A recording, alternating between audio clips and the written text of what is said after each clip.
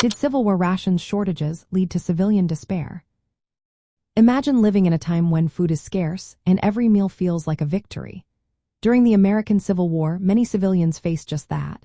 Food shortages hit hard, especially in the Confederate states. There were disrupted farms because many farmers joined the armies, leaving fields untended. Union raids destroyed crops and infrastructure, making it even harder to grow or store food. As a result, civilians often went hungry or suffered from malnutrition. The Confederate government focused on feeding its soldiers first, which meant civilians sometimes received little or no aid. Local governments tried to help, but they lacked enough money and resources. Union armies also raided towns, stealing food supplies and worsening the shortages. This created a lot of suffering and made people feel hopeless about the government's ability to protect them. Inflation made things worse. Prices for food and basic goods skyrocketed, so many families could not afford what they needed. A loaf of bread that once cost a few cents could cost $1 or more.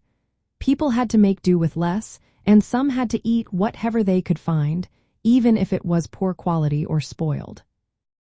The social impact was significant. Many civilians, especially farmers and city workers, felt ashamed when they had to accept charity or government relief.